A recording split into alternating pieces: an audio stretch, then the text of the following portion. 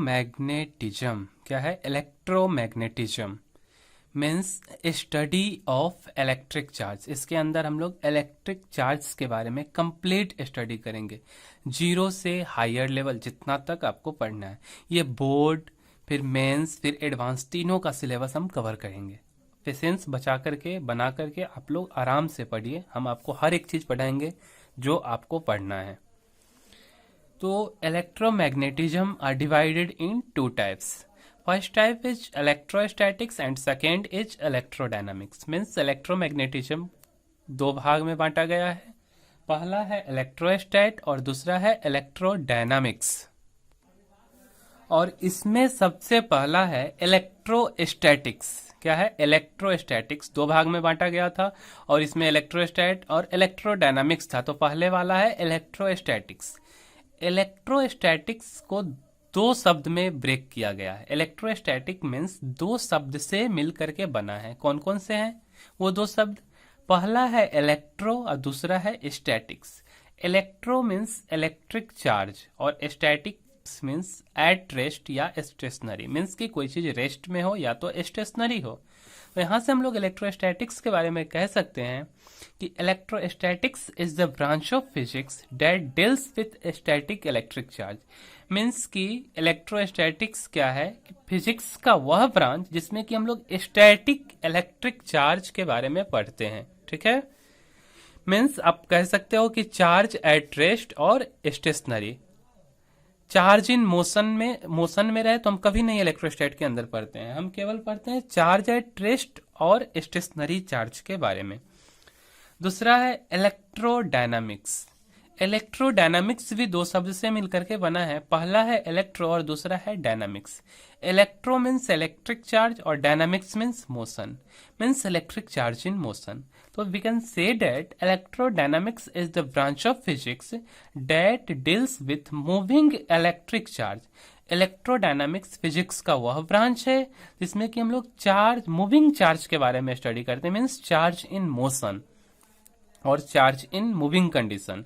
Then we can study in electrodynamics. Okay, अब बात करते हैं इलेक्ट्रिक चार्ज। इलेक्ट्रिक चार्ज को हम लोग स्मॉल क्यू और कैपिटल क्यू से डिनोट करते हैं। जैसा कि आप ग्रेविटेशन चैप्टर 11th क्लास में पढ़े होंगे कि मास को स्मॉल एम और कैपिटल एम से डिनोट करते थे, उसी तरह से इलेक्ट्रिक चार्ज को स्मॉल क्यू और कैपिटल क्यू से हम डिनोट करते हैं। ठीक है, चलिए इलेक्ट्रिक चार्ज का डेफिनेशन देखते हैं। Electric charge is the intrinsic characteristics property of fundamental particles just like mass. Intrinsic characteristics का मतलब हुआ कि आंतरिक प्रॉपर्टी, मीन्स कि इलेक्ट्रिक चार्ज जो है वो इंट्रिंसिक कैरेक्टरिस्टिक प्रॉपर्टी है फंडामेंटल पार्टिकल्स का, जस्ट लाइक मास, मतलब मास की तरह ही। ठीक है, चलिए अब देखिए कि फंडामेंटल पार्टिकल्स कौन कौन से होते हैं। फंडामेंटल पार्टिकल्स कौन कौन से होते हैं उसमें सब फंडामेंटल पार्टिकल्स तीन है मेनली। इलेक्ट्रॉन जिसको ई माइनस से डिनोट किया जाता है, प्रोटॉन ई प्लस और पी से, न्यूट्रॉन नो चार्ज, इसके ऊपर कोई चार्ज नहीं होता इसलिए इसको किसी चीज से डिनोट, एन से डिनोट किया जाता है।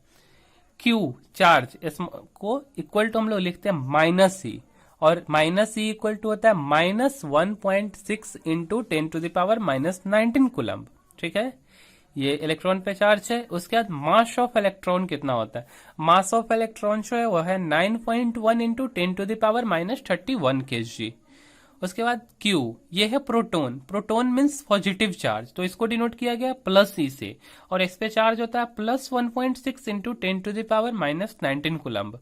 ठीक है, उसके बाद मास ऑफ प्रोटॉन जो होता है वो होता है 1.673 इंटू 10⁻⁻27 kg। ठीक है, उसके बाद आते हैं न्यूट्रॉन पे।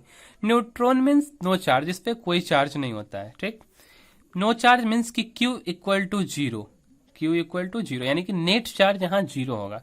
मास ऑफ न्यूट्रॉन बस मास ऑफ प्रोटॉन से थोड़ा सा अलग है, 1.673 के जगह पे 1.675 होता है।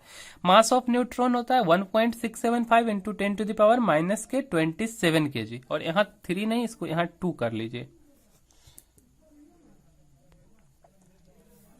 इसको 2 कर लीजिए। ठीक है, तो मास ऑफ न्यूट्रॉन कितना होता है 1.675 इंटू 10⁻⁻27 kg। और जो मास ऑफ प्रोटॉन और मास ऑफ इलेक्ट्रॉन के बीच का क्या रिलेशन है, ये देखिए। जो मास ऑफ इलेक्ट्रॉन होता है वो 1836 टाइम्स मास ऑफ इलेक्ट्रॉन होता है। मीन्स कि इसको 9.1 इंटू 10⁻31 को आप 1836 से जब मल्टीप्लाई करोगे तो अप्रोक्सीमेट इतना आएगा 1.672। इसको आपको दिखाई नहीं दे रहा होगा, इसलिए फिर से दिखलाते हैं आपको। मास ऑफ इलेक्ट्रॉन इसको 9.1 इंटू 10⁻31 kg को जब 1836 से आप मल्टीप्लाई करोगे तो अप्रोक्सीमेट इतना आएगा 1.672 इंटू 10⁻27 kg।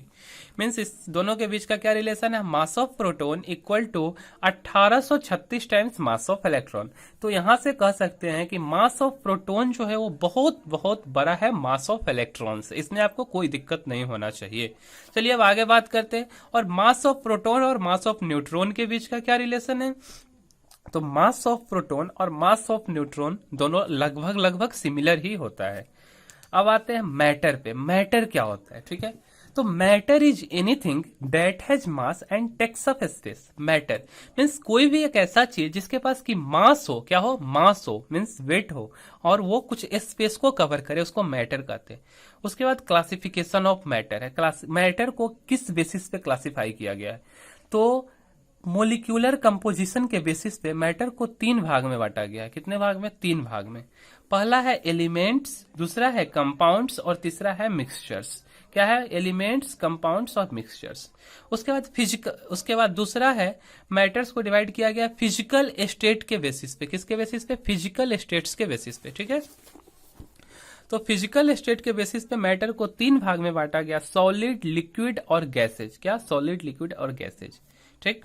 उसके बाद तो जो मैटर है वो 3 डिस्टिंक्ट स्टेट में एग्जिस्ट करता है, और वो डिपेंड करता है arrangement of molecules, means fully entirely depend on arrangement of molecules. उसके बाद मैटर तो सॉलिड, लिक्विड और गैसेज तीनों मैटर में आते हैं, जो कि made up of combination of atoms. Means matter is also made up of combination of atom से मिलकर के बना है। तो एटम कहां से आ गया, चलिए एटम के एक स्ट्रक्चर से समझते हैं कि एटम क्या होता है। तो एटम का डिफिनेशन हम लोग पढ़े हुए हैं, पहले भी जानते हैं कि atom is the smallest particle of an element. किसी एलिमेंट का सबसे छोटा सा पार्टिकल एटम होता है, ठीक है। उसका स्ट्रक्चर देखते हैं। स्ट्रक्चर एक एटम का, जैसे हम सोडियम एटम लिए हैं, ठीक है। उसका मास नंबर 11 और एटॉमिक नंबर 23 है, ठीक है। तो सोडियम एटम। न्यूक्लियस, न्यूक्लियस में क्या रहता है आपको पता होगा, न्यूक्लियस में रहता है प्रोटॉन, P4 प्रोटॉन और N4 न्यूट्रॉन, और जो इलेक्ट्रॉन होता है वो रिवॉल्विंग करते रहता है, ठीक है।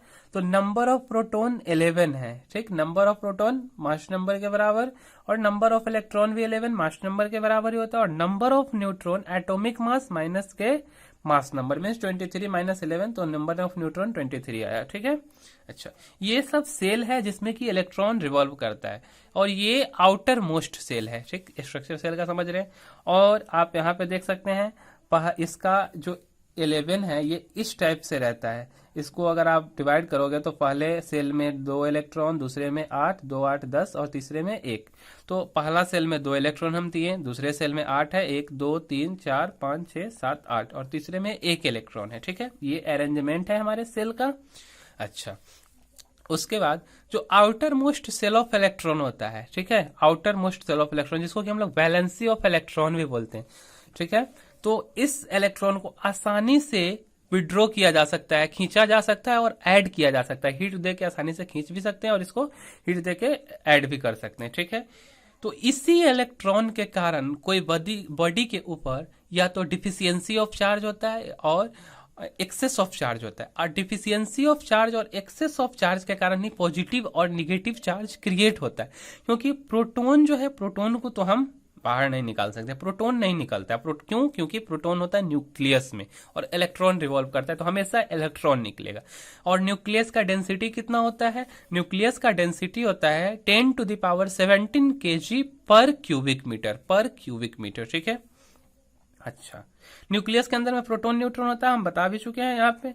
पॉजिटिव चार्ज कैसे क्रिएट होता है, तो जब इलेक्ट्रॉन का डिफिशियंसी होगा, कोई एटम है इसमें से एक इलेक्ट्रॉन निकल के चला गया, अब यहाँ कितना इलेक्ट्रॉन बचा, 10 इलेक्ट्रॉन बचा। तो जब 10 इलेक्ट्रॉन बचा तो ये एटम अपना इलेक्ट्रॉन को, सोडियम एटम एक इलेक्ट्रॉन को दे दिया, जिसके कारण इसके ऊपर प्लस चार्ज आ गया। जब कोई एटम अपने इलेक्ट्रॉन को देता है तो प्लस चार्ज आता है, और जब लेता है तो निगेटिव चार्ज आता है। प्रोटॉन नहीं लेगा ना देगा, केवल और केवल इलेक्ट्रॉन, क्योंकि प्रोटॉन कहाँ होता है, प्रोटॉन न्यूक्लियस में होता है, ठीक है। उसके बाद बात करते हैं निगेटिव चार्ज पे। निगेटिव चार्ज का मतलब होता है एक्सेस ऑफ इलेक्ट्रॉन। जैसे एक इलेक्ट्रॉन यहाँ पे है, तो अगर एक दो और इलेक्ट्रॉन ले लिया, जितना इसके पास क्षमता है लेने का उतना अगर ले लेता है तो एक्सेस ऑफ इलेक्ट्रॉन, जो ही इलेक्ट्रॉन लेगा मीन्स इलेक्ट्रॉन का नंबर बढ़ जाएगा और यहाँ पे निगेटिव चार्ज आ जाएगा, ठीक है। उसके बाद हम बात करते हैं न्यूट्रल ऑब्जेक्ट का। किसका, न्यूट्रल ऑब्जेक्ट क्या होता है, तो neutral objects have equal number of electrons and protons and so they are called neutral object. अब जानते हैं न्यूट्रल ऑब्जेक्ट क्यों कहा गया। देखो ऐसा नहीं है कि न्यूट्रल ऑब्जेक्ट में इलेक्ट्रॉन प्रोटॉन नहीं होता है, ऐसा कुछ भी नहीं है, सब कुछ होता है। लेकिन न्यूट्रल ऑब्जेक्ट के साथ खासियत क्या है कि जितना न्यूट्रॉन से तो कोई मतलब नहीं है, क्योंकि न्यूट्रॉन तो न्यूट्रल ही होता है, तो जितना नंबर ऑफ प्रोटॉन होता है उतना ही नंबर ऑफ इलेक्ट्रॉन होता है, ठीक है। नंबर ऑफ प्रोटॉन और इलेक्ट्रॉन बराबर होता है, जिसके कारण दोनों एक दूसरे को कैंसिल आउट कर देता है और वो न्यूट्रल होता है, ठीक है। तो एक हम ऑब्जेक्ट का लिए हैं या बॉडी लिए हैं, ये है न्यूट्रल बॉडी और न्यूट्रल ऑब्जेक्ट। इसका कहने का मतलब ये हुआ, न्यूट्रल ऑब्जेक्ट या न्यूट्रल बॉडी मीन्स की नंबर ऑफ इलेक्ट्रॉन और नंबर ऑफ प्रोटॉन दोनों इसमें सेम है, ठीक है। इसको हम लोग न्यूट्रल कह रहे हैं।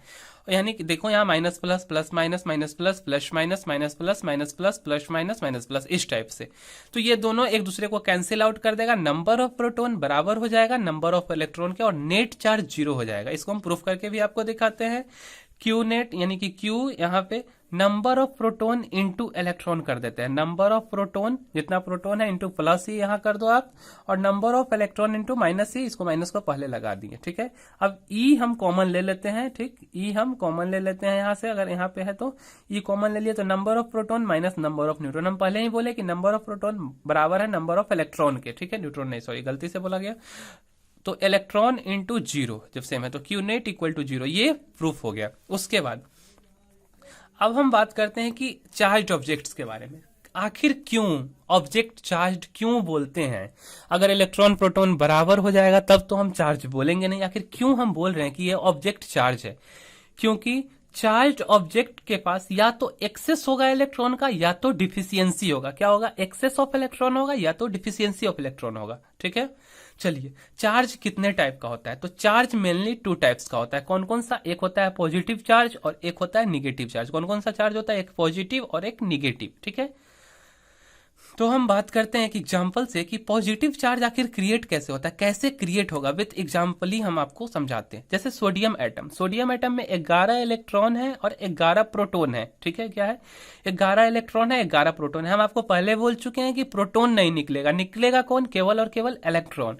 तो एक इलेक्ट्रॉन को हम इसमें से निकाल देते हैं, कितने, तो Na से सोडियम ही बना, एक इलेक्ट्रॉन को निकाल देते हैं। और Q यानी कि 11 प्रोटॉन तो है ही, और इसमें अब कितना इलेक्ट्रॉन बचा, 10 इलेक्ट्रॉन बचा। तो एक को जब निकाल दिया तो 11 प्रोटॉन में से जब 10 इलेक्ट्रॉन को घटाइएगा तो चार्ज कितना आएगा, प्लस E, मीन्स की पॉजिटिव चार्ज आ जाएगा, बॉडी जो है पॉजिटिव चार्ज हो जाएगा। तो ये एक एग्जाम्पल के थ्रू हम आपको समझाने का कोशिश किए हैं कि how a body is charge positively, ठीक है। ये बात समझ में आ गया। चलिए अब आगे बढ़ते हैं।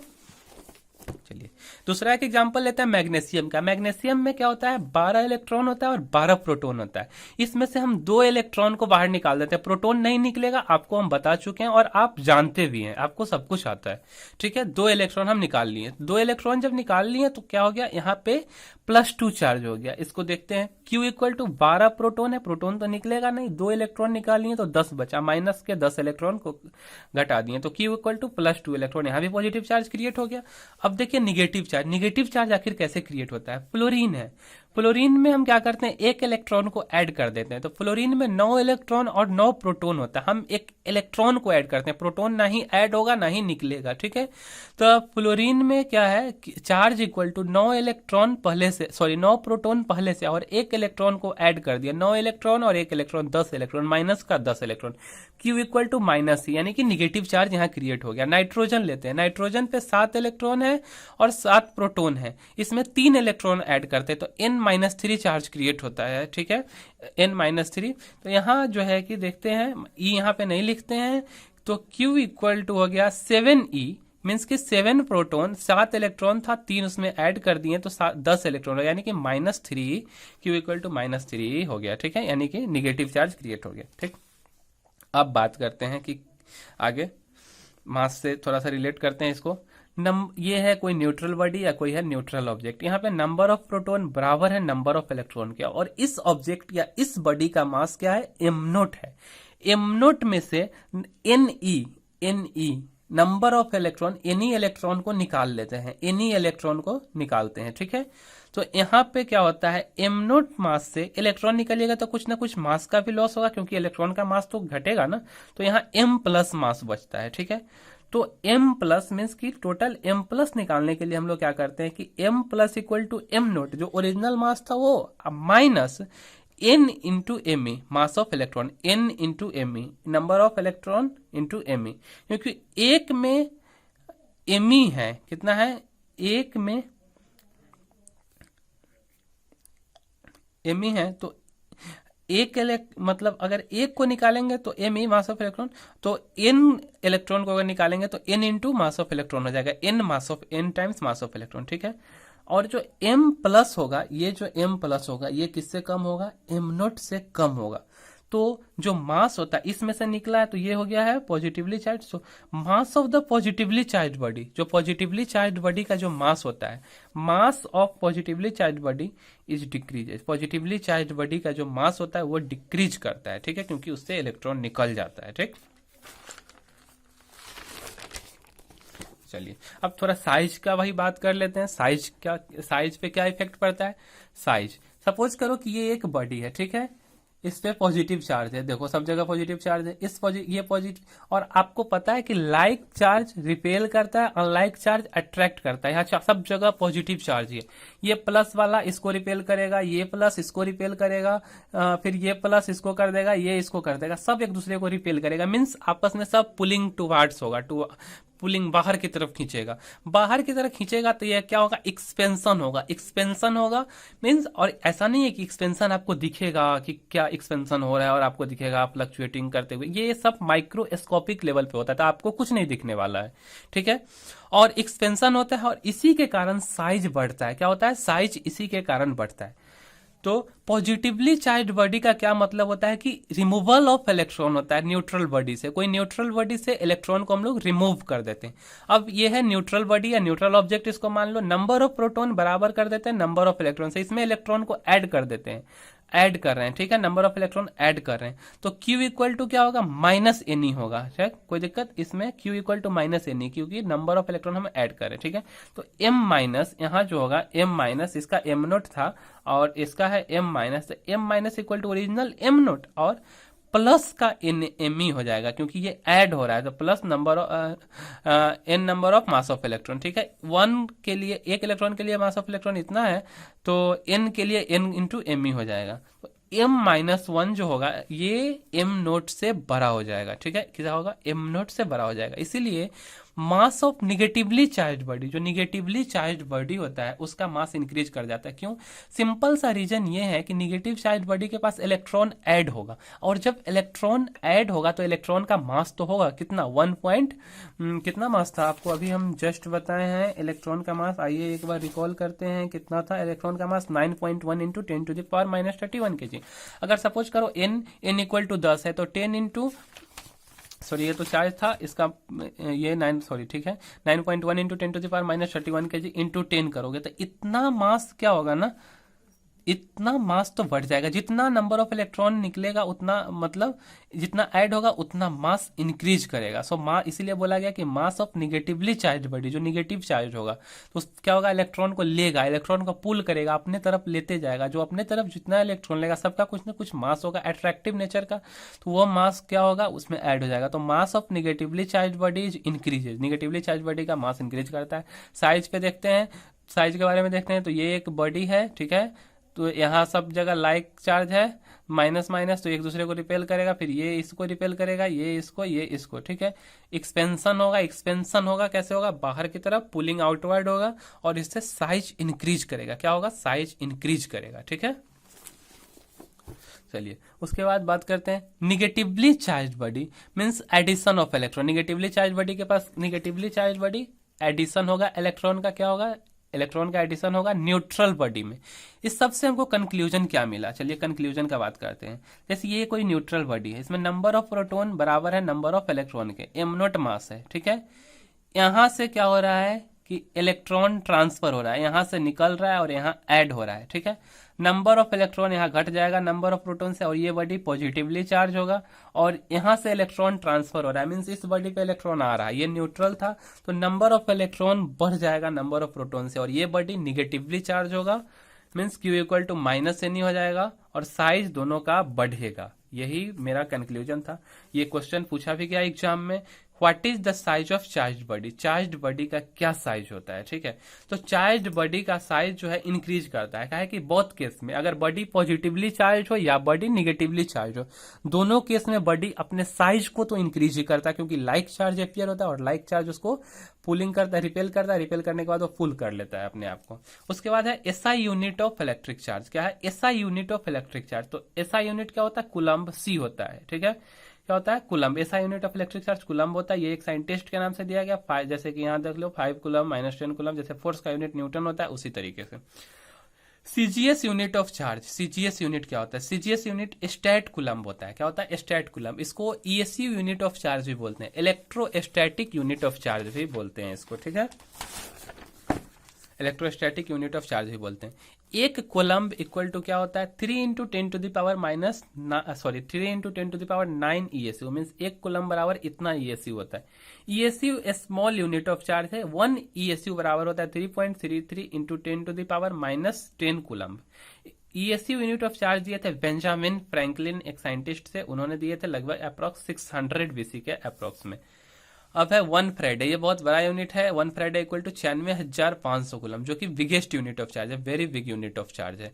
तो इस वीडियो में इतना ही, इसके बाद फिर मिलते हैं अगले वीडियो में, फिर इससे आगे बात करेंगे।